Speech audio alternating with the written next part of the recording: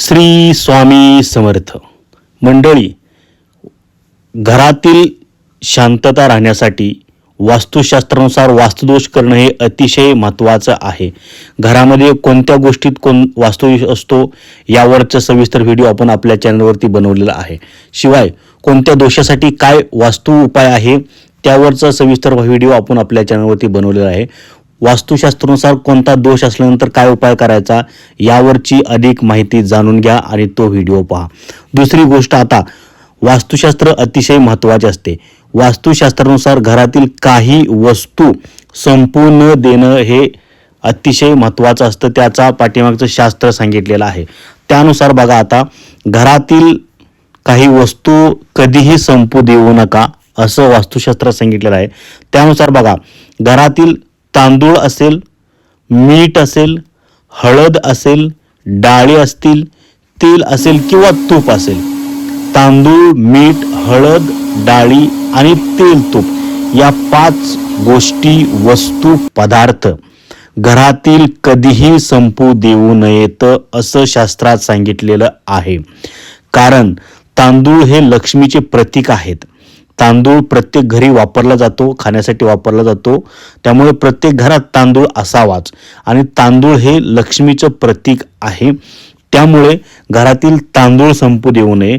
लक्ष्मीचं प्रतीक संपलं तर घरातील लक्ष्मी संपते, लक्ष्मी निघून जाते, घरात पैसा अडका येत नाही, संपत्ती धनसंपत्ती येत नाही.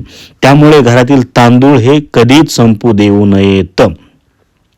दुसरी गोष्ट, मीठ नकारात्मक ऊर्जा शोषून घेते. घरातील ज्या काही नकारात्मक गोष्टी असतात बघा, दृष्ट काढण्यासाठी कधीही नेहमी मिठाचा वापर केला जातो. त्यामुळं दृष्ट मिठाने काढतात आणि एखाद्या व्यक्तीला जर दृष्ट झाले असेल तर त्याच्यातील नकारात्मक शक्ती, ऊर्जा हे निघून जाते अशी मान्यता आहे. त्यामुळे मीठ हे नकारात्मक ऊर्जा शोषून घेतं. नकारात्मक ऊर्जा, नकारात्मक शक्ती असेल ते घालवण्याचा प्रयत्न करतं. त्यामुळे घरातील मीठ कधी संपू देऊ नये. जर मीठ संपलं तर नकारात्मक ऊर्जेचा वावर जास्त वाढतो, जास्त नकारात्मक ऊर्जा घरामध्ये वाढते आणि त्यातूनच घरातील कलह वाढतो, भांडण वाढते, चिडचिड वाढते. त्यामुळे घरातील मीठ कधीही संपू देऊ नये. त्यानंतर तिसरा आहे हळद.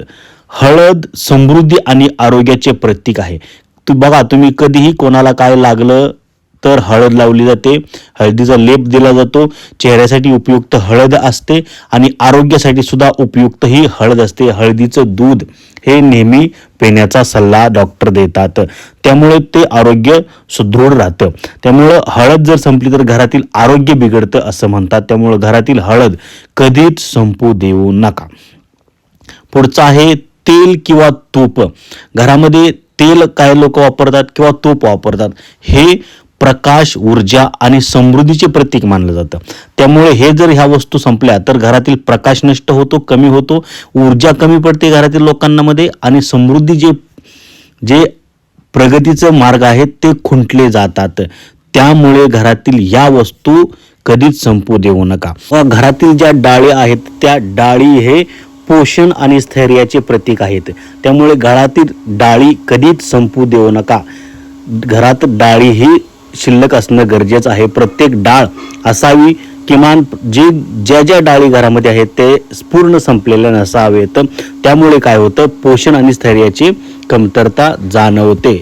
या वस्तू घरात नेहमी उपलब्ध ठेवल्याने आर्थिक स्थैर्य टिकून राहते आणि सकारात्मक ऊर्जा वाढते. यामुळे घरात सर्वत्र आनंदी वातावरण राहते. त्यामुळे आजपासून ह्या गोष्टी नीट लक्षात ठेवा. माहिती कशी वाटली, व्हिडिओ कसा वाटला कमेंट करून सांगा आणि सर्वांपर्यंत ही माहिती शेअर करा, व्हिडिओ शेअर करा. धन्यवाद. श्री स्वामी समर्थ.